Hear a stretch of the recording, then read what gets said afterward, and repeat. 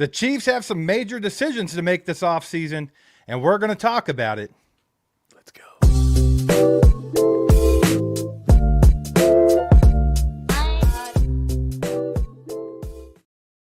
Good morning, Chiefs Kingdom. Appreciate you guys rolling in here on February 24th. It's a Monday morning, Michael. How you feeling after a week vacation? We'll talk about that in a minute. But first, It felt like a month. It did. It's good to be back. But first, a huge shout out to BetUS for sponsoring this episode. Head over to betus.com. Check out what they got going on. Right now, if you use code YouTube150, you get a 150% deposit match bonus on your first deposit. And on your next two, you're going to get 125% deposit match bonuses. Those are up to $2,000, so take advantage of all the free plays you can make with those deposit matches. The site's easy to use. There's plenty of props on there. Go to betus.com, promo code YouTube150. Let them know All Chiefed Up sent you their way. Steve, let me tell you about vacation really quick. Went down to Florida, expecting some nice weather. I got it. I went to the Florida State Fair for a day, went over to Orlando, had a good little time, okay? Not too cold. And then we spent the last 3 days in Tybee Island, Georgia.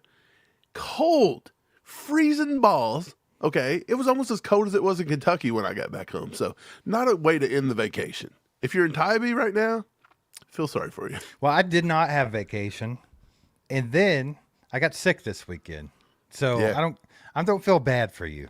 I don't feel bad for you. You told me that. Dude, Hey. It feels good to be back. It feels a little weird. Remember, I messaged you last week, and I was trying to get in on live streams for you, but my Airbnb, every single day, the Airbnb, the internet would go out or something crazy. And I was specifically buying these things because they said, fast internet, great internet, horrible internet. No matter what anybody tells you, horrible internet. It's okay, Mike. We know you didn't try that hard. It was vacation week.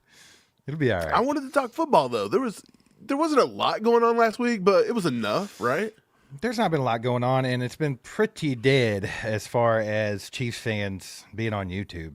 I'll tell you that. Oh, yeah, that's expected. You know, after getting an ass whooping like the Eagles gave you, and then we've played so much football, and it's had to be so much focus that once you got this, it's not a relief, but it's almost like one of those things where you can allow yourself to just relax a little bit, right?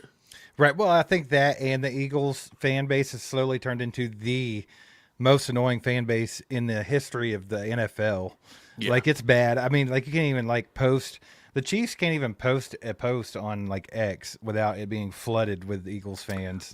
Constantly. Dude, Brittany Mahomes will post a picture of her and Sterling on TikTok, and it's nothing but Eagles fans being like, "Yeah, we whooped your husband's ass." Yeah, they're so annoying. Dude, bro. they're so annoying. They're so bad. So I feel like people are avoiding that too because no one wants to deal with that crap. If you have Nick Sirianni as your head coach, is that not what you expect from that fan Dude, base? Not like they've been good anyway. They're the most classless, trashy fan base. Like, they make the Bengals fan base look good and smart. Yeah, I want to give a shout out to the Bengals. Bro. Okay? Shout out to the Bengals fan base. Hey, who day, baby? Who day?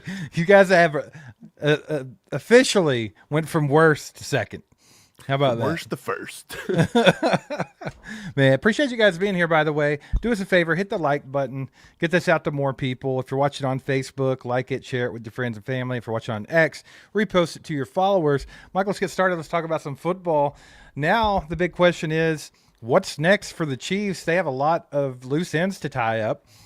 Not a whole lot of salary cap space, but it's a lot better situation than they had previously thought since the salary cap went up so much. Thank you, Taylor Swift. But what do you think the Chiefs are going to do? They got a lot of guys to re-sign. First, before we talk about free agents they could sign or who they're going to draft or everything, who are they going to retain? Let's talk about that a little bit.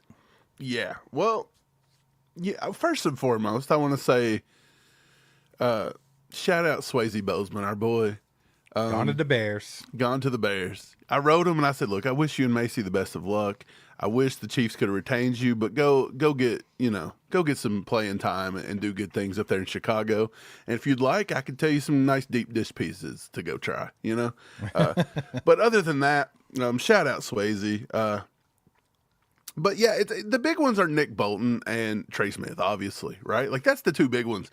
And the more I think about this, the Chiefs have announced both that they're not going to tag either one. The more I think about it, I don't know if we're going to get either one of them back. it's not looking good to me right now, the way the cap's setting up and the way everything is. The way that they have all these pursuiters on these guys. Like, you've got the Vikings right now looking to bolster their offensive line, and they get a lot of money thrown around for Trey Smith. The Bears have already talked about it, so that's two big ones. Nick Bolton is getting tons of interest from the Cowboys. I heard that the Broncos wanted to sign him. I've heard that the Bengals are in on Nick Bolton. So, dude, if Nick Bolton goes to the Bengals, I'm going to cry a little bit. Let's just put it that way, but the Broncos too. But it's not crazy for Chiefs players to go to the Broncos late in their career, you know? Like, that was something we had to deal with. It's not late in his career, though. He's still not, got a long but way to go. You know what I mean? But the point is like, I go looking at it, and I don't know, man. The way Nick Bolton's contract shaping up, I think they're going to let him test the market. And will he get what they think he's going to get? I don't know. I don't think he's worth $10, $12 million a year. I don't. His OTC evaluation put him right at 8.8 to 9 million. And in my opinion, that's about how he plays throughout the season. His average throughout the season, he's an $8 to $10 million linebacker. He's somewhere in that range. He is not worth 12, 14, 15 million dollars. He just isn't that. And to be honest, the middle linebacker position is not something that's so hard to find that you can't find somebody to come in and play, maybe not as good as Nick Bolton, but you can play serviceable for a few years, and maybe you hit somebody, good, right? Yeah, I tend to agree with you a little bit there. I don't want to see Nick Bolton go anywhere. I don't either. That's the one that I would like to retain. I feel like he's a very key piece to that defense. And there's some other pieces to the defense that the Chiefs have to look at too.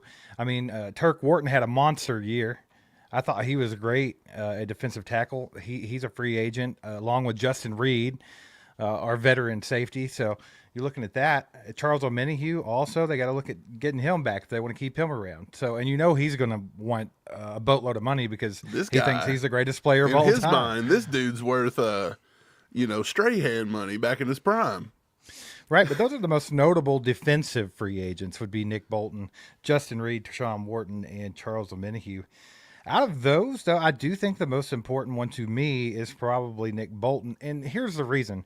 I think Justin Reed's great. I love Justin Reed. I thought he played really, really well in the playoffs, really stepped up at that safety position. And I like having, a guy that with that much experience and a very smart guy. I like having him in that defensive back room. But Nick Bolton's the green dot, right? And then Turk Wharton, I love having him beside Chris Jones. He's like a cheaper option, but he still plays at a high level. And then Charles Omenihu, I thought he played really good when he had the opportunities with the Chiefs. But I still think Nick Bolton's the most important one out of that group. What do you think? Yes. I think Trey Smith, in my opinion, might be the best free agent. I was talking about defensive. Oh, okay. So we'll stick with the defense. Yes, Nick Bolton is. Now, out of those three, which one would I like to retain? Honestly, I may want to retain. It's weird to say Justin Reed because we do have the young guy coming in and playing really well. But, we've seen Brian Cook last year, and he just is not living up to what we thought he was going to do.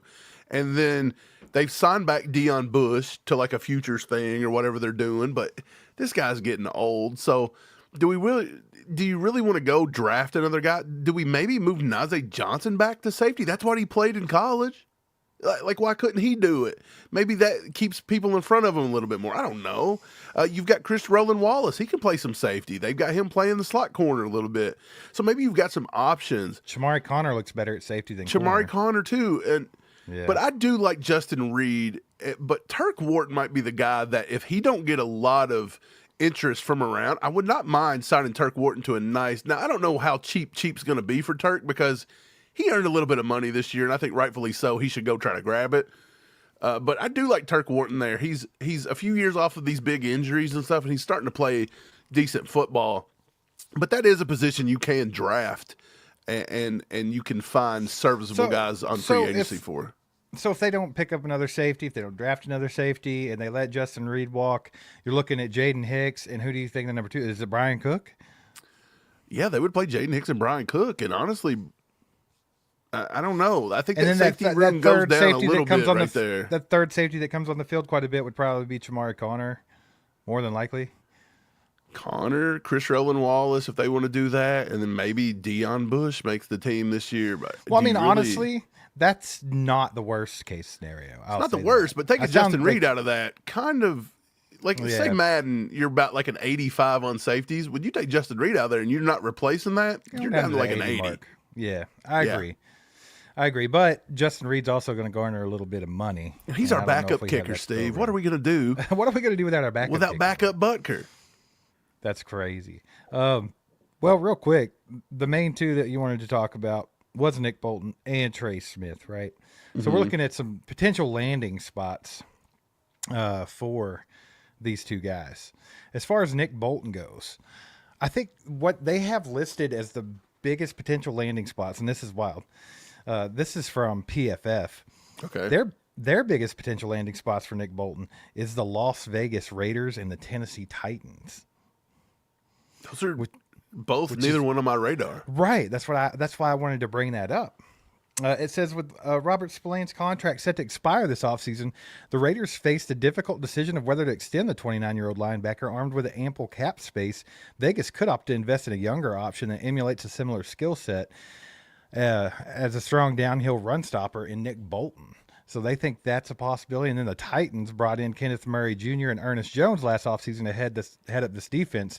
Jones was eventually traded at the deadline, and Murray struggled to his worst overall grade since 2021. And now with Mike Borgonzi as the GM, formerly the assistant GM in Kansas City, they would undoubtedly take a look at adding Bolton to pair with a young breakout linebacker, Jack Gibbons. So yeah, Borgonzi changes things up there a little bit. That's two options there that weren't really thought about. So I think there's more players on Nick Bolton than we initially thought. Yeah. Well, look, that just goes to show the Chiefs aren't concerned here. If they were concerned, they'd tag him. Now, are you going to tag him and pay him top dollar? Probably not. No. So I think that's the reason, but he's going to have some people looking at him. Now, look, a lot of people in Chiefs Kingdom don't like Nick Bolton. They think he's too slow. He's not good, blah, blah, blah. I can see some of where they're coming from, but I think Nick Bolton does a lot. And just the fact that he's a good kid. He's family oriented. He's never got in trouble. He's never done this kind of stuff. He's pretty reliable. You know, I think the Nick Bolton hate's crazy, in my opinion. I do say that he's played his best football in the first 2 years he was here. Last year, he only scored a 59.4 as a season defensive grade. He's also been dealing with some and this year a 64. Stuff. So that's far cry from his 77. The last 2 years, he's been dealing with some injury stuff, too. You have to account for that.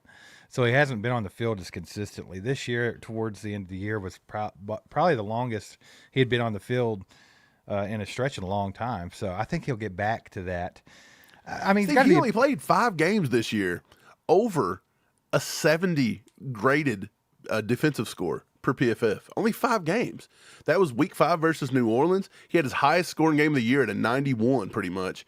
And then he missed week 6, week 6 was the bye. And then week 7 come back and he posted his next best score versus the 49ers at an 81.4. And the rest of the season, man, he followed that up with a stinker versus Vegas. His most atrocious game of the season versus the Bucs. He scored a 30 in week 9. And in week 14, he topped that off with a 37. And then when we got to the playoffs, he scored a 61 and then only a 39.9 versus Buffalo. I told you that Buffalo game looked bad.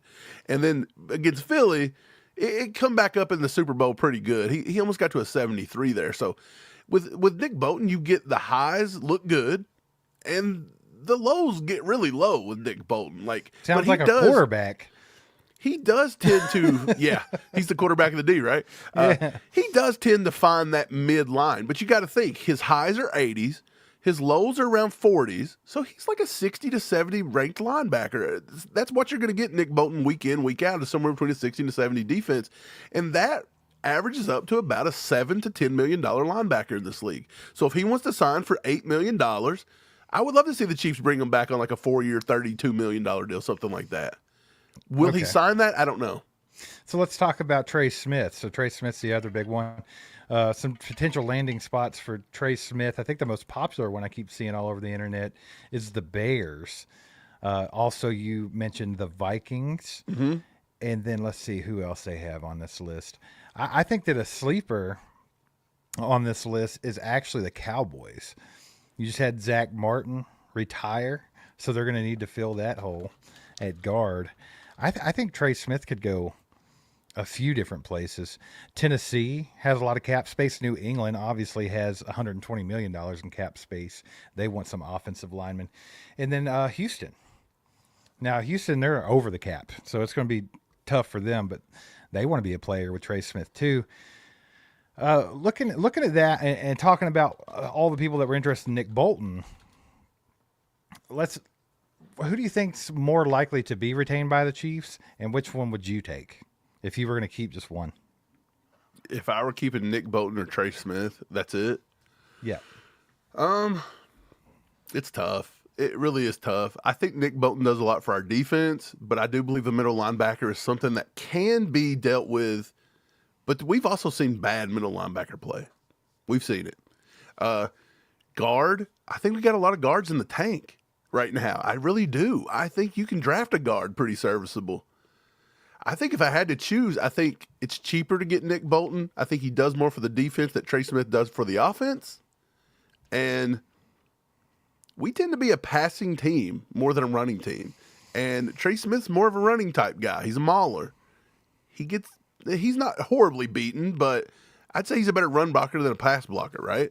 So yeah, I would agree with that. My thing is Trey Smith's going to garner about $19 million a year. yeah, he's going to get a crap ton of money. Like he definitely earned himself a paycheck, and I don't know if we can afford to pay that for a guard, especially when you already put into account what we're paying for Joe Tooney.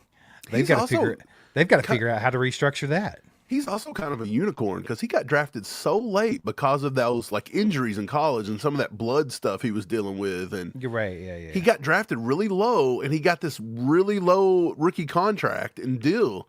He and so now he needs to take his money. Yeah, he's going to take that money, and I do believe he's earned the right to do that. right. So I think, like we've mentioned, there are a couple guys in house that can maybe slide into a guard position, but we'll talk more about that in a minute. But keeping that same energy on the defensive side of the ball, okay, you're looking at, we have Drew Tranquill. He's 29 years old, so he's still got some gas left in the tank. He's filled in for Nick Bolton before when he was injured and did pretty well.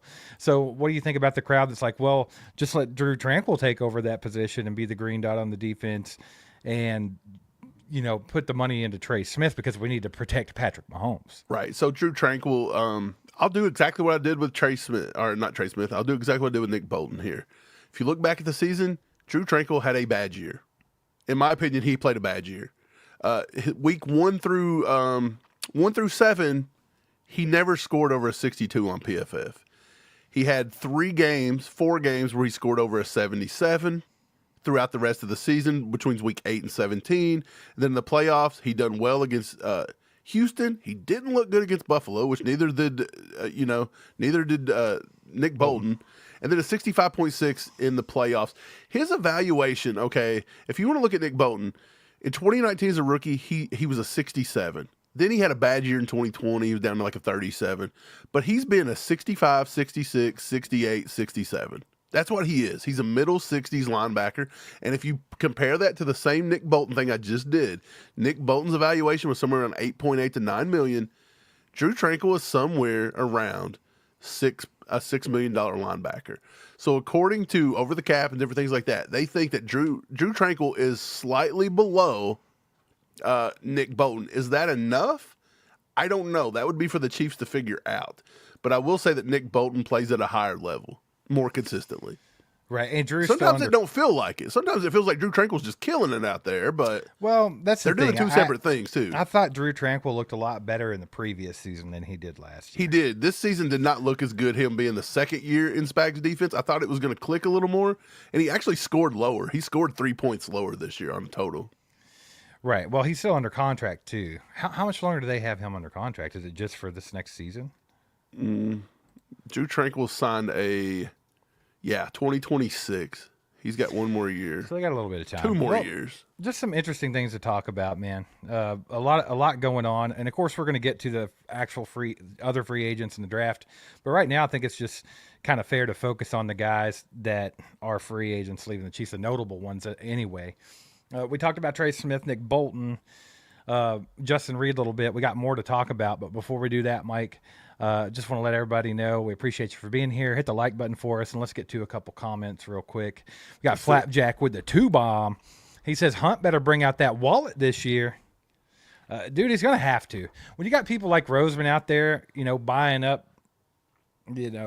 Pro Bowl teams and drafting as well as they do, which, I don't know if the secret's out of the bag, just draft SEC guys. I don't know. But either way, I think Hunt's got to bring his wallet out this year. I think doesn't they it make definitely sense have to to draft do that. SEC guys? Let's look at the two guys we're talking about right now. Right. Mizzou and Tennessee, both SEC guys. Yeah, it's just. But how much longer is that going to last? Like now with the nil money and the transfer portal and everything like that, That's how much true. longer is that going to last though? Maybe you missed on that train where you could just take the SEC guys. Maybe, I don't know. That they've got good track record, but not all SEC guys work out. We drafted Kamal Hadden from Tennessee, and look where he's at. That's Green just Bay 'cause he was somewhere. a jerk or something. Yeah. Appreciate the 2-bomb, Flapjack. Hannah with the 5 says Bolton being Mike linebacker. Spags said he makes off-script calls that are big. Drew's good, but I don't think he has Luke Kuechly level of IQ that Bolton has. That's good, strong praise for Nick Bolton there. But I think that it's warranted somewhat. I think Nick Bolton does kind of command that defense, and he's been doing it comfortably for years now. So, I think Spags depends on him a lot, has a lot of faith in him. So, I wonder how much of a say Spags is going to have in that and how much he'll push for keeping Nick Bolton there. Yeah, I just think it all comes down to money. I think Veach is going to tell him, look, this is what I can afford to give him. Veach has got a lot of work to do this offseason. We got a lot of work to do. Potentially the biggest offseason he's had in years. Right, and I think they've been evaluating these college kids for years and years. If there's a middle linebacker out there that they think could come in and play or is pretty similar, they may just target one in the draft, and you may see maybe a guy that's a third, fourth round talent, but the Chiefs may take him in the second round because they don't want to miss out on a middle linebacker, and they're going to let Nick Bolton walk or something like that. You know what I'm saying? So That's why I feel like some of the draft gets a little weird. Like people's like, why'd the Chiefs take him? They shouldn't have done that. And it's like, they're looking 3 and 4 years down the road. They really are. Well, you have to be. I think that's why they took Jared Wiley this year when they did, because they seen the writing on the wall with Kelce a little bit more than the fans did. Yes, but I think so too. But with that knee injury to Jared Wiley, is he going to be able to come back and play at a high level? We're going to have to start back over with that again, because I know Noah Gray's got to be that number one guy if Kelce was to walk, which I don't think Kelce will this year. But even if Kelce don't walk, I think he's got to take more of a back I think the role's seat. got to be relegated a bit.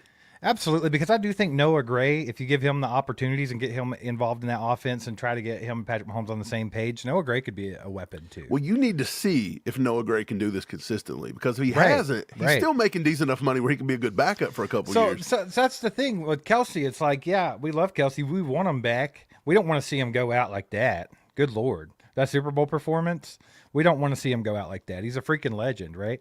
So we would love to see him back. But at the same time, you keep bringing him back, and he's a shell of him former self, and he's still on the field most of the time. You're kind of muddying the waters for what you're seeing play out in the future. Like you just said, we've got to see what Noah Gray can do in more of a role. We've got to see what Jared Wiley can do when he gets back healthy. The longer you retain Kelce as the end-all, be-all focal point, and say he's declining a little bit, and I'm not saying he's declining a lot, but let's just say he's on the down slope. Okay, we all get that. Of course, yeah. How far down the slope he is? Like, is he back at the bottom, or is he somewhere down the mountain halfway down? Is he gaining a lot of speed? You've got to find out where it is, because if he's closer to the bottom than he is to the top, but you keep not taking guys and you keep not evaluating what you got, then you're just prolonging it. And then once he does retire, you're going to be in a worse situation than when you started.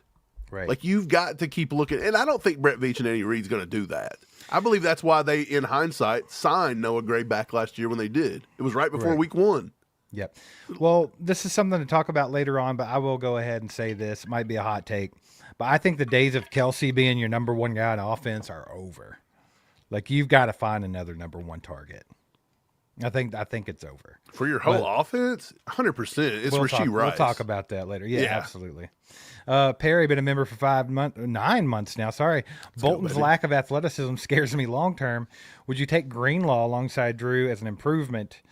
I think that you're correct. I think there are better athletes out there than Nick Bolton. But see, they knew that when they drafted him. I remember when they drafted Nick Bolton, a lot of people didn't like it because they're like, well, he's unathletic, he's too small, he's this, he's that. But I think they saw the good qualities of Nick Bolton. And I think they were able to pull those good qualities out of Nick Bolton. He's been damn good since we drafted him. I think it was a great draft pick, even though a lot of people were skeptical. But what do you think, Mike? Do you think there is a way to improve the linebacker room if they let Nick Bolton go? And then at the same time, is that going to cost more money? Is that going to be even more than Nick Bolton, or could they find a cheaper option? What do you think? Yeah, I think Dre Greenlaw is projected higher. He's about 3 to 4 years older. He's played a little better. If you look at his 2024 season, Nick Bolton scored a 64, which was the 44th ranked linebacker out of 84. So Nick Bolton's very middle of the pack. He's very mid. It's odd to say, but he is. Dre Greenlaw scored an 82, but of course he didn't play much because he's coming back off that Achilles injury. You got to remember that. He snapped that Achilles against the Chiefs in the Super Bowl. Just hopping on the sideline. Right. So you've got a guy that's going on 28. He's just got back from an Achilles injury. I don't know if I want to go ahead and give him. Now, he is good in pass coverage. I think he's better in pass coverage than Nick Bolton ever thought about being. Even though when you dig into Nick Bolton's pass coverage, he ranks high per PFF. It's kind of odd there. It's just, I don't know. I don't know if Dre Greenlaw's a better fit. I know he's ranked higher on PFF's top. And again, I'm just saying PFF because it's what in front of me. PFF's not the end-all, be-all. But they're saying that Greenlaw's the number 18th ranked free agent and Nick Bolton's at 34. So they would think it's an upgrade. I personally don't think it's an upgrade. I think possibly if you wanted to look into somebody that maybe is going to take about the same money as Bolton and he's on an upward trajectory, maybe Zach Bond, 28 years old, played for the Eagles this past year, looked pretty good in the Super Bowl. That's a guy I would maybe look at. Maybe Jamie and Sherwood coming out of the Jets. I don't know. There's just a few guys out there. You maybe have to go to the draft here, in my opinion, if you want a middle linebacker. You got to find it in-house. And honestly, we've got Cam Jones. We paid Cam Jones a little bit of money, and he could, I don't know what he looks like per se all day, every day in practices, but you've got a decently, I don't want to say deep linebacker room, but you've got a lot of guys there that you could look into, in my opinion. So, yeah. I'm with you, though. Bolton's lack of athleticism is a thing. It's a legit thing. He's not the most athletic so dude. I think they'll definitely look at all different possibilities there. So Chief Royal Hawk, been a member for 6 months now. He says, who is the best left tackle on a crappy team that we could pursue aggressively? Right. If I had to just bring one up off the top of my head, I think one of the guys I think is more of an underrated tackle in the league. He plays for a really crappy team. That's Taylor Moton, or Moton, however he says his name. He grades out at like an 83 in his last 6 seasons at pass blocking. He's also had over 1,000 snaps in every season. And then if you look more into it, it says that he even leads his peers with 6,507 regular season snaps played since 2018. And his pass blocking grade is 84.3. So he ranks 14th out of all tackles in the NFL. And he's over there playing for the Carolina Panthers. So Moton was a free agent just last year, the year before. And right, I was looking they're at trying to him. rebuild, right? And they thought they were getting somewhere with Bryce Young and all that. So yeah, they ended up paying him a decent amount, and I actually thought the Chiefs could have looked at him, but I don't even know if they had anything. Dude, I tell you where I would go, and this sounds crazy, and maybe it's a miss. Yeah, you never know. It could be a miss. If I was the Chiefs, I would see if I could send over a 3rd-round pick possibly to the Jacksonville Jaguars going through a rebuild with Liam Cohen. I don't know what they think, but I would maybe take a little stab at Walker Little, in my opinion. I liked him coming out of Stanford. I think he can play. He's 6'7", 325. He graded as the 31st tackle in the league last year out of 81. His pass block grade ranked 33rd out of the entire league, 73.5, and his run block grade was even better, 26th out of 72. I think Walker Little could be a guy on a bad team that may want to start rebuilding a little bit, that they could work with you a little bit. Now, I don't know if they would. You might say, look, Liam Cohen's a guy that's going to come in and get pass happy. We ain't giving up our left tackle. Right. But I would take a shot The only other at ones it. that I could think of, obviously, are Tyron Smith, but we talked about him last year. He's Older guy old. with a big injury history. So I think he's playing for the Jets, and of course, their ass. And then you have Andrew Thomas, the Giants, Taron Armstead in Miami. There's a couple of guys, but I just don't. I think trading for one's going to be next to impossible. Like, not only do teams not want to give up a left tackle, but also they don't want to help the Chiefs out. You have to remember how much everybody hates the Chiefs, right? I think we all know that now. So, Yeah. Steve, getting you a got your decent guy trade. that you liked a few years ago that the Saints took, Trevor Penning. He's battled some injuries. He's not looked as good. That might be a guy, like Brett Veach targets those receivers that don't live up to possibility. Right. Trevor Penning could be a guy that maybe you could bring in and work with. He'd have to step it up, man, because he's not been that great since he got drafted. He had a lot of potential, but Man, he kind of had that Trey Smith mentality too, where he was just like a mauler and stuff. So I want to say that our offensive line and our offensive line coach, Andy Heck, has trouble developing players. yeah, I think that's apparent. But is it? Because Trey Smith, but I think Trey Smith just got overlooked because of his injury. Could be an outlier, Could be an outlier. But it seems like all of the guys we draft never tend to shape up quickly and properly. Mike, we talked about this. So would you take a shot at a Trevor Penning? How are you going to coach him up if we're not that great at coaching him up, it seems? Right. That's something that I talked about this last week on one of the live streams when I was by myself. But like, they have invested in the offensive line. A lot of people think they've ignored the offensive line. They've actually been investing in the offensive line all the way back to freaking Lucas Niang and can't hit. And is it that they can't hit, or is it what you're saying? Can they not develop these guys? Can they not get them in the position they need to be in? So that's obviously something they need to be looking at in this offseason as well. So it sounds like people don't want to hear that. Chiefs fans don't want to hear that, like, Andy Heck might not be the greatest at developing. Right, but that's something you really have to consider. But look what we've done with wide receiver. We've tried to go pick like Kadarius Toney and stuff off these contracts, and Connor Embry's not been the best at developing them either. But I call BS on that. Look at our rookie wide receivers since Connor Maybe Embry he's got the here. outlier. Who? Well, Rice and Both of them's outliers? But they're both round one talents. I think that It's not like you're Kadarius trying to Toney pick was up a guy just an absolute bust, brother. That's what I think. Kadarius Toney. I think Connor Embry took a lot of unwarranted hate when we had the worst wide receiver room in football. That's true, but look, Sky Moore never really developed. We've missed a lot more receivers than we've hit. That was before Embry was around. That's true, but I'm just saying every wide receiver coach, like, it seems like we've missed more than we've hit. Yeah, well, that's going to happen naturally. Chief KT with the 2-bomb says, to be honest, they both can go. We need the cap. Yeah, I mean, that's a possibility. That's a huge possibility that neither of them come back. I think that's a very high possibility. And Justin Reed. So if you throw him into the mix, that's a lot of money that you I think that's a very high possibility. So, I mean, you're not an oddball thinking that. I think a lot of people are okay with both of them leaving and trying to figure something else out. So, a huge possibility, Chief KT. Hannah with the 5-bomb says it's insane to say we need to strengthen tackles, but weaken an interior by letting Trey walk. Sign him with higher cash bonus up front, less cap hit. A lot of people have got into this higher signing bonus or higher cash bonus up front. A lot of people have got into the dead money thing, like Howie Roseman. Like, what kind of approach do the Chiefs need to take this offseason? Do they need to get themselves in any kind of weird situations? Do they need to just pull the checkbook out? What do you think the strategy is for this offseason? Do you think it stays much the same that it has been? Yeah. Or do you think they go off script a little bit? I don't think the Chiefs do anything the Chiefs don't usually do. They just don't. They're an old school team. They're old school owners. Brett Veach kind of runs his front office old school. He's not the guy that goes out and spends the big money and chases guys. When it seems like he'll do that, we kind of miss. Like, I don't think anybody can say Jawan Taylor's worth $80 million. Do y'all want to make the right side of our line? I get that Trey Smith's good. But do you want to give Trey Smith $80 million too, somewhere around it, and then have Jawan Taylor at $80 million? Do you think the right side of our offensive line, the way they played, is worth one of the highest, if not the highest, in football at $160 million? Yeah, that's wild. I know Trey Smith's good, and I'm not taking nothing away from Trey Smith, but for what he's going to warrant, we have enough guys. Like, it's very possible that Kingsley Suamataia would translate great to a right guard.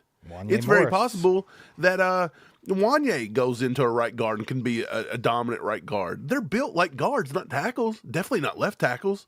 Right. we just got many possibilities there. If I was the Chiefs, I would consider maybe saving the money and maybe seeing if you could take a stab at somebody like an Alaric Jackson. He's only 27 years old. He come out of Iowa. They're very familiar with him. Very familiar with the Iowa kids. You know they are. I wouldn't spend no money on Tyron Smith or none of these guys aging that high. I don't think Dan Moore out of Pittsburgh warrants what he's going to get. I just don't think he's all that good. Our defensive line eat Dan Moore up when we played him. Cam Robinson, I would look into that too. He's only 29. You probably get 3 or 4 good years out of Cam Robinson. Well, a lot of people talk about Ronnie Stanley, though, but he's injury prone. Ronnie Stanley, he's 31. He's going to be 31 when the season starts. Yep. You know, I think his best years are behind him. I do too. I really do. In 2022, he only played 671 snaps because of injuries. In 2023, he only played 830 snaps because of injuries. Last year, he was decently healthy. He played over 1,200 snaps, and he did score his highest, but he still only scored a 37 out of 81 tackles. So he's still very middle of the pack. And what are you going to pay him? This is his last big money contract. He's going to want it. Well, I think, honestly, like you mentioned all these left tackles, I think probably the most likely scenario, which obviously things could go a lot of different ways, but I think the most likely is they're going to keep DJ Humphries around, let him get a full season in. To me, that seems the most with the money situation. Is to draft a left tackle and to let DJ Humphries get a full off season. And if all else fails, you still got Wanye, you still got Kingsley there. You're going to have a new guy that you could possibly draft. I do believe DJ Humphries is probably, right now, if I was a betting person, I'd give it a pretty high probability it's going to be DJ Humphries. That's what I think too, man. Appreciate the 5, Hannah. We got 5 from Flapjack. Says Travis still crouched on the line after the play till this day. Someone might want to tell him the play's over. Poor old Travis was struggling with it. Yeah. I thought people was funny on that play being like, he wasn't supposed to block. Well, yeah, you are. Yeah, you have to engage. You have to sell the block. You have to at least stop and stifle him a little bit. You definitely got to go when the snap goes. You don't bring out the red cape. No, lay his ass to Patrick Mahomes. Yeah, I don't care if you're blocking or not. You at least got to start when all other 21 guys start. Yeah, I mean, the officials were moving before Travis Kelce. He took a nap. I don't know what he was doing. Mike, I love Travis Kelce. You know what that tells me? He's been my favorite player. Travis Kelce was not in the game. He was in his head. He was sitting there in his head. He didn't even get the snap. I don't know what the deal was, but I was saying, something was odd there. You know that Travis Kelce's been my favorite player for a long time. Love Travis Kelce, man. He was ass in that Super Bowl. If that's what we're getting from Travis, we got to hang them cleats up, brother. I don't think you get that week in, week out from Travis, but at the same time, you're not. But in the biggest moment, yeah, you're not getting A+ from Travis. I think when Travis does come back inevitably this year, you're going to get about a C+ to a B- Travis Kelce. I think Kelce, like here's my kind of thoughts on that. Kelce needs to come back because you don't want to go out like that. If you're a freaking legend, you're the greatest tight end to ever play football. And of course, the Gronk homers are going to argue with that. And then some old Chiefs heads are going to argue that Tony G's better. You don't want to go out the way that you went out. You don't. You want to come back. But if you're coming back, you got to look better than you did in that Super Bowl, brother. Steve, did Tony G and Gronk ever have a cereal where you mixed Frosted Flakes with Cocoa Pebbles? I remember. Or whatever it is? Not that I remember, man. No Cinnamon Toast Crunch, no nothing. No, dude, it takes a great tight end to be able to go to General Mills and have them mix their cereals. Last time I checked, too, Gronkowski floated around to a super team to pad his stats a little bit at the end of his career. And also, Tony G bailed on the Chiefs. Travis Kelce did neither. Kind of. He might have pulled a Tony G in the Super Bowl. Travis, that gone. Can we just have fun? Look, it's the off season. Steve, let's answer this one. Hannah with the 2. She says Andy Heck needs to go to Stoutland University. Where's Stoutland? Am I missing something? Is that real? I don't know. I'm going to look it up. Hannah, what's Stoutland University? I just love how confused you are by it. Should I know this? I mean, should I know this? I feel like it's from something. I Google searched it and put in, did you mean Southern Connecticut State University? That's great. What? Stoutland University is an Eagles Autism Foundation merchandise. Dang. Andy Heck? She's saying Andy Heck has autism. No, I don't know. Stoutland, this has got to be something, right? Am I crazy? Why am I not getting this? Well, while you're trying to figure that out, I'm not even going to try anymore. Flap check with the two bombs says everyone talking about our O line, but the D line's lacking.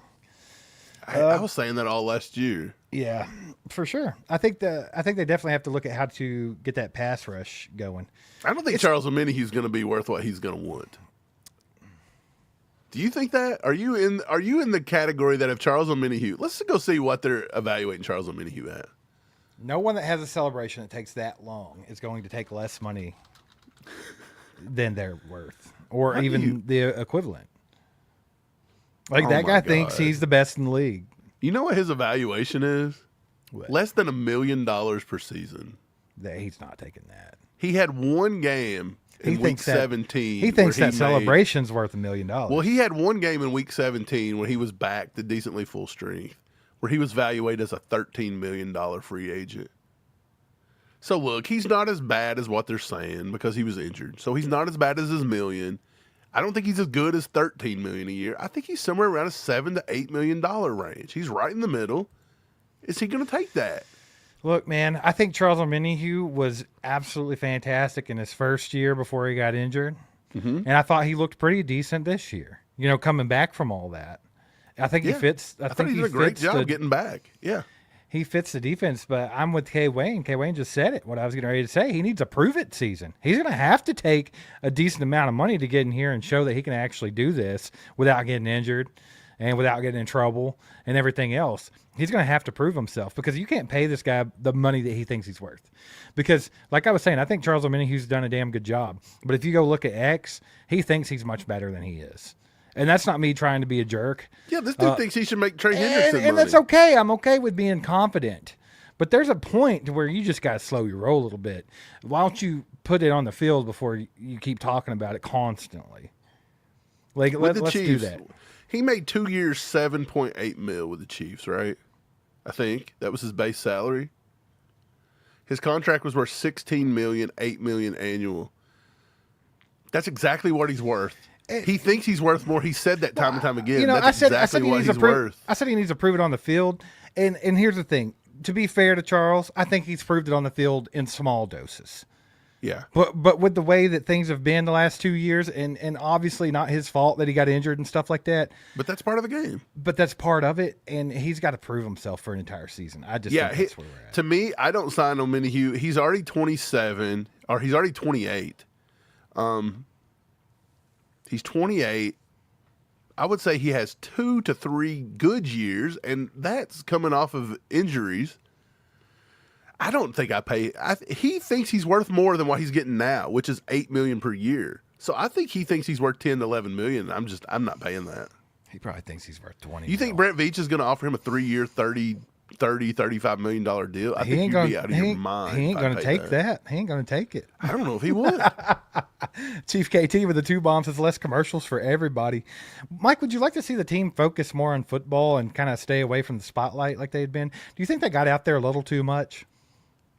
I think that didn't help the cause of everybody hating and piling on. I think it's optics, right? Like whether it actually affected their game and actually affected anything football-wise, it's sure easy to point at it and say that's why. Andy unveiled a new commercial, then he stunk with his game plan in the Super Bowl. That's what I'm saying. He was too worried about being the best actor on the planet. He was working on his lines and forgot how to, game plan. The whole time he was trying to game plan for the Eagles, he just kept saying, Bondaruski. That's what happened? Bondaruski. What was his new focus? What was his new one? The hand model? Yeah, the hand model. I don't even know anymore. He was showing the bling on the fingers, man. To Chief KT point, I can't keep up. Okay, there's too many damn commercials. They were eating Doritos. They were doing bling. This team was just all out there, man. Mike, I want to talk about the offensive side of the ball, but before we do that, thank you for being here. Do your boys a favor. Hit the like button for us. Just takes a second. Also, if you haven't subscribed to the channel yet, do that right now. You're going to get the best offseason content on Chiefs YouTube right here at All Chiefed Up. So hit that subscribe button, hang out with us. Just do it. Get in the comments. Have some fun. We're getting ready to deep dive into free agency and the draft, Mike. And like you mentioned to me off script, off camera, you said this seems like a daunting task. It always does. It feels like a daunting task right now. It does, especially when you're still discouraged because your team got their ass whipped on national TV. What about the fact that the combine is Thursday? It's crazy, dude. I've It not never even looked at a stops. single player yet. We're about to go to the combine. Well, guess what we're doing this week, brother? We're deep This is diving. what's wild about the Chiefs playing so deep into the season every year, because we get some of these guys have been, not football They've relevant. been on since vacation for a month December. and a half. Yeah. Yeah, so they've been looking at it. But now I take 1 week after the season's over, and we're at the combine. And I take so none it's like, because I'm a trooper. yeah. Well, Okay, did you so- look into the draft? I didn't have time. Yeah. No, I'm just kidding.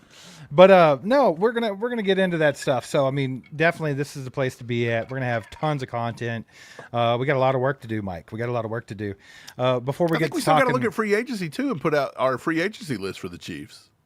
yeah, absolutely. That's almost has to come before. That's going to come before draft. So Before we get to talking about the offensive side of the ball and the free agents and who we might retain and stuff like that, let's get to this comment from Hannah with the 5 bomb. She says, Eagles O-line coach Jeff Stoutland. They call his coaching style going to Stoutland University. Andy Heck needs to learn. Dude turned rugby player to guard. Well, there's also this. I'm not so sure I wouldn't be a good offensive coach with the offensive line they have. I don't know if there's much true. coaching. I mean, he did turn that guy, I get it. But, I mean, good grief, bro.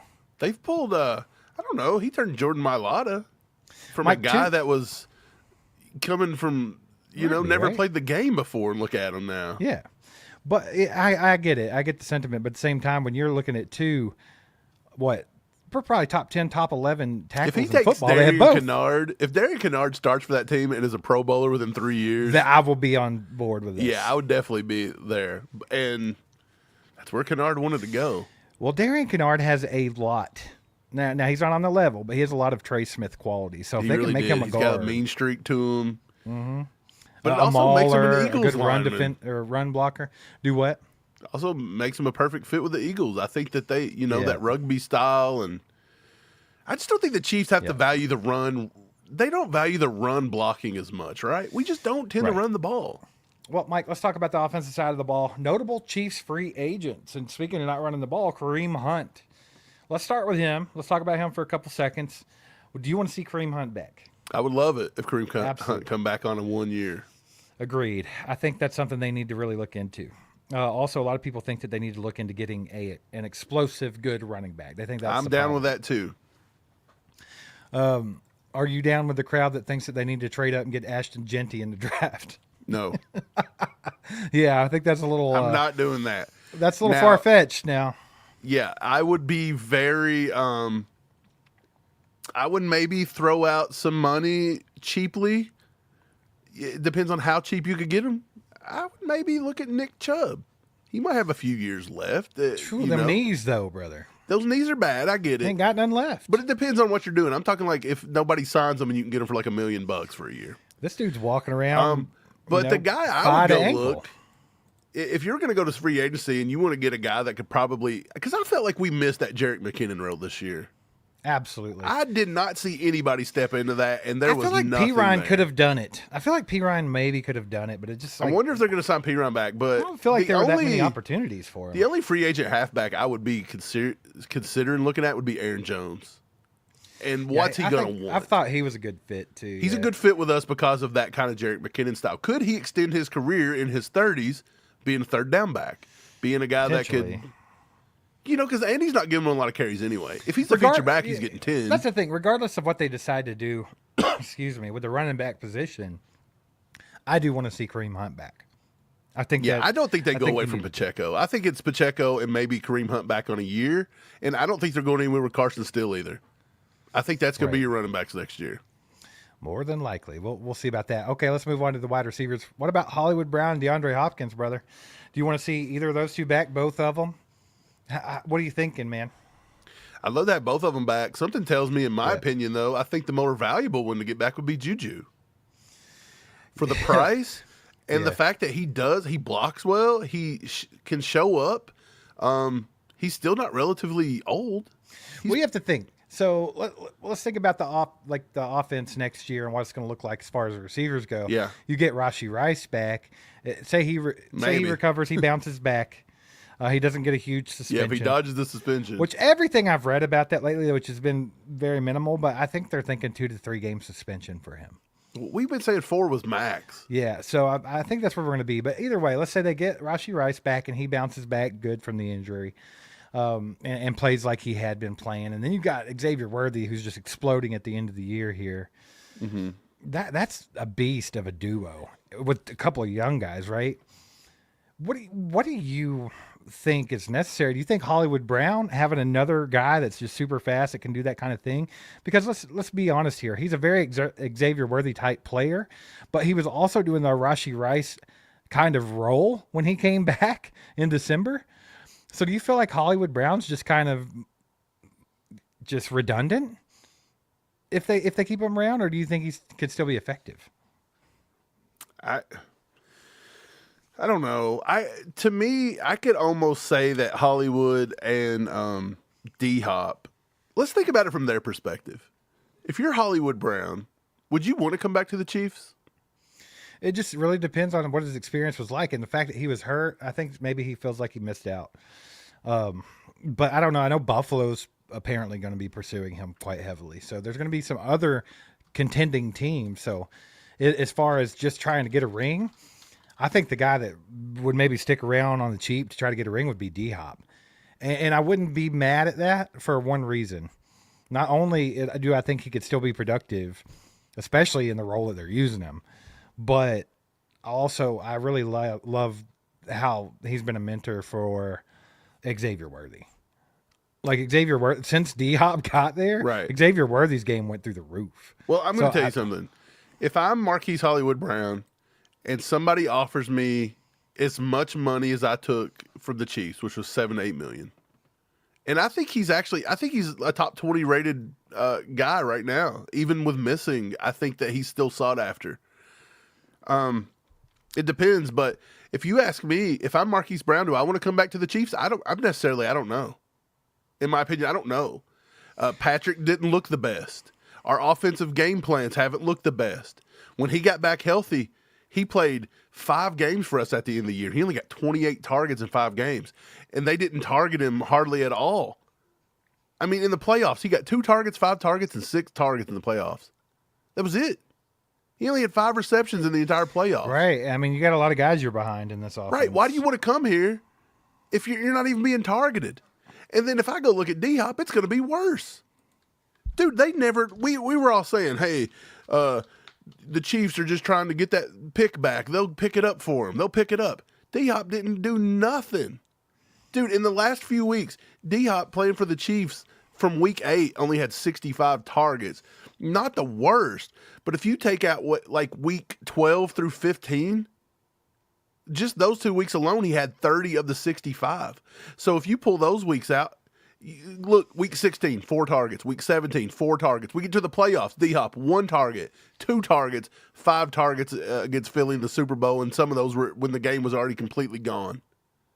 If you're those guys, do you want to come back and get 3 and 4 targets in the Andy Reid offense or whatever Mahomes is doing now? I think that the offense feels so hampered right now that I don't think anybody even wants to play here, especially if you're going to be the high volume guy. They've got to figure out something with the offense. This offense has gotten absolutely ridiculous. We thought maybe they were turning the corner a little bit when Hollywood Brown came back in December. They started to look a little bit better, but this offense is Steve, if you're D-Hop and you want a ring, you come back here. But if you want to prove that you're still relevant and play, are you coming back for a team that I don't think D-Hop's worried about proving that he's relevant. I don't think he's worried about proving that he's relevant. But do you want to play for a team that give you 7 targets in the playoffs?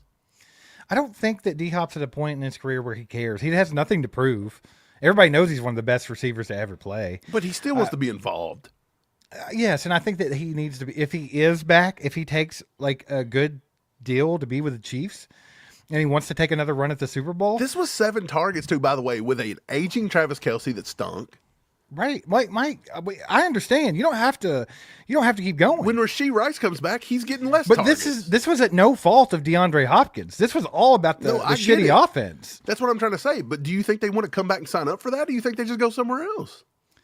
I don't think that's what I was trying to say. I don't think that he cares at this point. I feel like he's at the point of his career where he's literally about to retire. He has nothing left to prove. This guy's went crazy his entire career.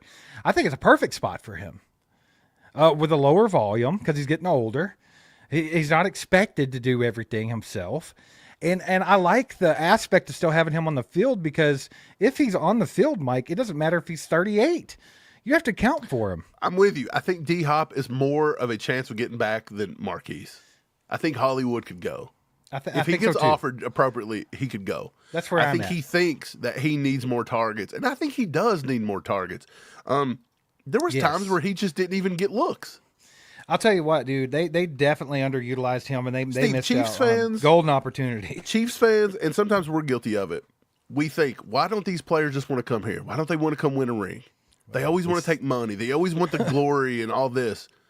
But when you look at it from an objective standpoint, from the player's perspective, this offense is a little bit in shambles. And that's even with Patrick Mahomes. We've not looked good for 2 straight years. They can't get their tackle position. They can't get their offensive line straightened out long term. Right. There's so many things. Travis Kelce's now aging. You've got all these problems. Andy's offense is getting stale. I'm sorry, but it's stale as 3-day-old bread left out on the counter. He's not adjusting, and his offense has very much, I think, been figured out. He's got to put some new kinks into the offense somehow. And I know Chiefs fans don't want to hear it, but if I'm a big-time free agent, I don't know if I want to come here. And that's with Patrick Mahomes. I don't know if I want to come to a team that they don't target me 3 and 4 times a game. You know? Because even if you're winning, I think some people want to win and actually contribute. Look at A.J. Brown. He'd have passed out here the way he was acting in the Super Bowl and stuff. That dude would have never made it here. Right. And I'm not saying that's a bad or a good thing, but I'm just saying at the end of the day, we value the Chiefs and our culture a lot more than people on the outside do. And it wouldn't surprise me if either one of those guys were like, I'm not coming back to that offense where they targeted me 6 times in the playoffs. And D-Hop was perfectly healthy, Steve. Perfectly healthy. He was fighting a knee injury, but he was playing every week. He was practicing, and they just wasn't giving him targets. And we were making excuses. Oh, they're limited snap count. You know, it's to get that 3rd-round pick back. That was all BS the entire time, because even when that was over with, they still didn't give him those. Right, so what's the problem here? The offense is shitty and stale. There's something about it. Okay. But like I was saying, I don't think that DeAndre Hopkins is at a point in his career to where he thinks he needs to be the number 1 guy. I don't think he cares. Like, I think he's okay with being a decoy. I think he's okay with getting his targets in the red zone. And that's the thing that the Chiefs have got to use a guy like that for. And what it boils down to is Andy's offense, he has to tweak it. And I think maybe that could come with a lot of people don't like Matt Nagy. They want to see him gone. I'm okay with that. If it means bringing in somebody that can give Andy Reid a new perspective and help fire this offense back up, I'm all for it. I don't think Matt Nagy is 100% to blame for everything. I don't either. I'm not that guy. But I don't think he's... I think he needs to go. Yeah, I don't think he's pushing the envelope. I don't think he's trying anything new. I don't think he's doing anything different. That was the difference with Bieniemy, Steve. Bieniemy was more of he fought for what he wanted. He give Andy a little bit of a pushback. I think Nagy lets Andy just run him over. He doesn't give a pushback. He's a yes man. He doesn't do what he has to do to stick out. And I don't even know if his ideas are good enough to stick out. Let's be honest. So, in my opinion, that's why Bieniemy was better. And I'm very much think that the Chiefs should get rid of Matt Nagy and go in a different direction. And I wouldn't even do Joe Blameyer after the comments he made about saying it was scary game planning with Patrick Mahomes. Screw that. I don't want a bunch of scared people out here. I want guys that see Patrick Mahomes and say, I want to hammer this down. I want to hammer this Ferrari, baby. Let's go. Dude, is that not that black? I would just get rid of him after that comment. I mean, I understand what he was trying to say. I don't care what he was trying to say. But I don't like the sentiment. Don't show weakness. And then there was another coach that was talking about how they all had Super Bowl fatigue. He was tired of being there. But didn't it look like that, though? We said this time and time again. You got Patrick Mahomes back there, and this offense looks scared. We're timid. We're scared. We don't do anything. They played scared the whole Super Bowl. Yeah, and now we looked, and the guy's actually admitting it. We're scared week to week making a game plan for Patrick Mahomes. Look, at this point, like, in the middle of a dynasty, like that type of mentality is a cancer. It's wild for this team. Get them the hell out. If you think you're tired of being at Super Bowls, go on somewhere else. Play for a shitty team. If you're scared to call an offense for Patrick Mahomes, get the hell out of here. Let's get somebody that's not. I mean, I don't want to put words in his mouth, but when Kelce give his little speech about the Super Bowl, didn't he kind of make that point? Like, we've been playing more football than anybody, and it's tiring. And look, guys, I'm sorry. Sort of felt like that with him, too. I don't care. If that's what it is, we don't have time for you no more. This is why dynasties and winning takes a toll and it takes a special kind of person. And I know Kelce's that. I get it. But it really does feel like they're all just kind of they just wasn't feeling it this year. I don't know how. Nobody feels sorry for these guys making millions of dollars playing football. Oh, well. They don't. No one cares. Look, I'm excited to see what free agency brings. I'm excited to dive into the draft. Because you know me. Once I get into the draft, I'll go deep. Mm-hmm. I'll tell you what they had for dinner last night. Of course. Corey with the 5 bomb says, hey, why don't we manipulate contracts and use void years, etc.? That's what we were talking about earlier, Mike. Philly does this. I feel like we are missing out on something here. Yeah, there's definitely things you can learn from other teams. And obviously, Roseman's figured out a way to kind of game the system over there, right? I mean, he's literally... Well, every year, he's going to pay a guy that's not played for his team for 5 years $6 million a year. Right. Eventually, that's going to catch up with him. Yeah, correctly? I don't think the Chiefs want to do that kind of stuff. I just don't. Like he's going. That's got to catch up. That's got to. Will. I don't think the Chiefs. I don't think the Chiefs are that type of organization. You know what I'm saying? I'm with you. Doesn't those dead years still hit the cap in a future year? They have to. I'm pretty sure it hits in a future year. But see where they manipulate it is because 5 years down the road the cap's going to be bigger. It's going to continue to increase. So they're saying, oh, $5 million, big deal. That's going to be nothing for the cap increase.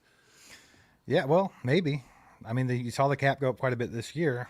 Thank you, Taylor Swift. Casey Light scored with a 2 bomb. Says, any word on who will be replacing Mike Borgonzi? Well, better not be Blameyer. I was kidding. I don't know. That was a joke. I don't know. I have no idea. I haven't heard anything. No idea. How do you think that affects the team? Do you think Borgonzi not being there changes anything, or do you think he was just kind of like Brett Veach's little mini-me? I think Borgonzi was good at what he did. I think he helped with scouting and different things. I don't know. They'll go with somebody. I think they'll probably pull somebody. I think Brett Veach will have a big say at who it is. Of course. It's going to be his right-hand man, so of course he's going to. I mean, I've applied. We'll see if they get back to me. Yeah. Go ahead. I'll throw in an application, too. You know, why not? I don't think they're going to hire me. KC Lion Squad with another 2 bomb says Hollywood could easily be a number 1 or a number 2 for the Bills. I think he sees that too, because you have to see what Khalil Shakir was able to do this last season, and Hollywood, by all metrics, is probably a better option than Khalil Shakir. Well, they went out and signed the guy that we liked last year too, Curtis Samuel. Yeah, we liked him a little bit. So I think they could use Hollywood. I do, and I think he'll be looking at stuff like that. And they are a contender. Granted, Patrick Mahomes is their daddy, but they are a contender. I mean, they're in the playoffs every year. And so, well, I mean, look, the Chiefs are good. The Chiefs are great. Okay, I get it. But we have shown weaknesses, and we've showed we can be beat and we can be blown out. So I don't think I think a lot of people respect the fact that the Chiefs are going to continue to be good. But I think that when the Eagles beat us to death and just beat the brakes off of us, I think honestly that just showed that everybody, it's possible the Ravens can come out and do that to us next year. You never know when you're going to have that kind of performance. I think that's always been a thing, Right, so I don't think it's as difficult for other guys to go somewhere else and think that it's just impossible to win a Super Bowl if you're not playing for the Chiefs. That's what made the streak all the more impressive, right? I mean, if you think about it, they literally had one of the classic Chiefs shit on the 50-yard line games. They did. Did that look any different than a couple years ago when we went to Tennessee and got our asses handed to us by Ryan Tannehill? It was the same game. Did it look any different than the second half against the freaking Bengals in the AFC Championship game? Not a bit. It's exactly what we've seen before. What we saw in the Super Bowl was a bad Chiefs game. We have seen them several times over the last few years, and it was exactly that. And the Eagles can come out and try to take all the credit in the world that they're the most crazy juggernaut of a football team ever, and they just belt ass and all this dumb crap. Not to the scoreboard extent, but we've seen it in the Christmas game against the Raiders 2 years ago.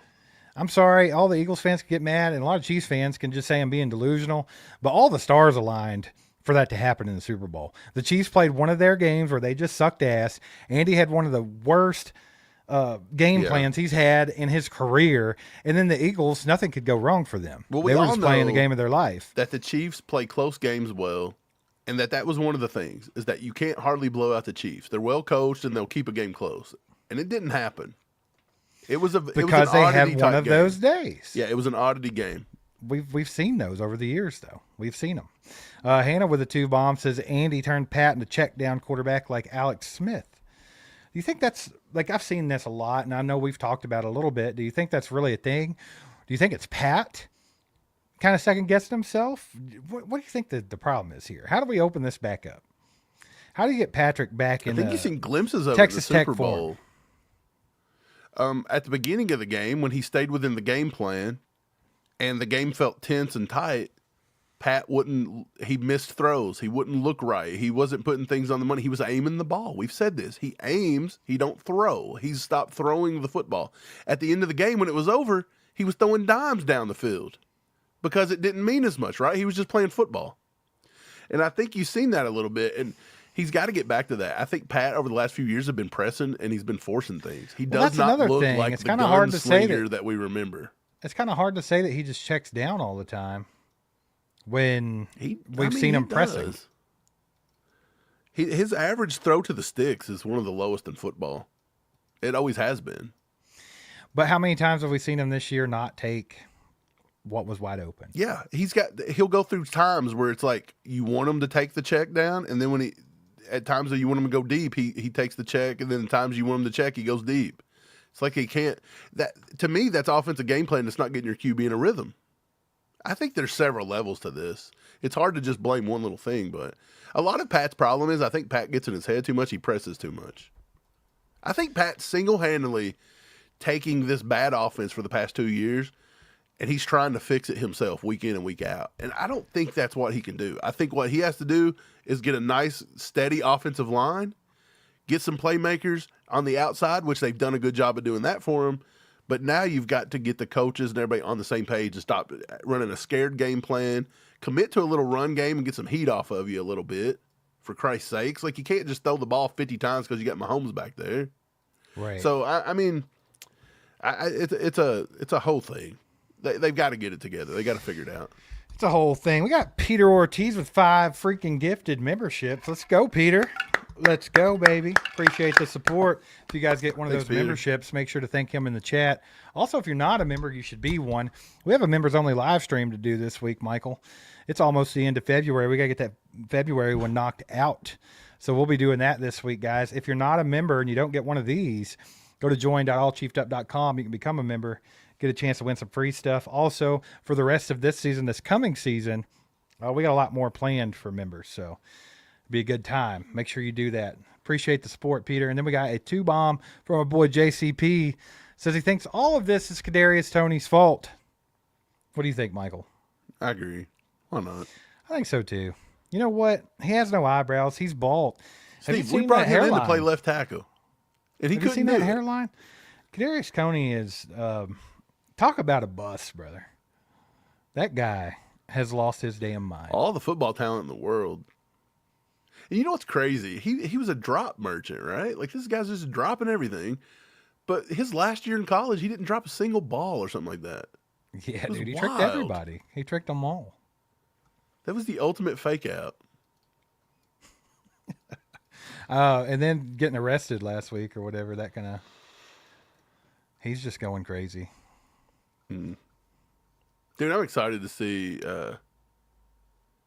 what happens here in the offseason with the thing. But I think a lot of it comes around Trey Smith and Nick Bolton. And again, I wouldn't be surprised if both of them walk, sadly.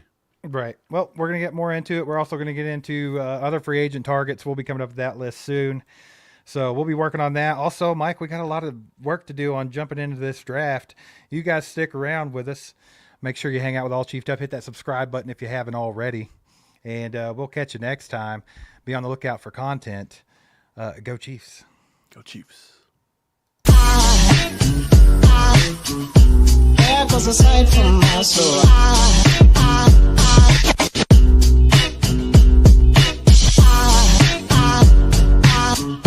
There goes a sight.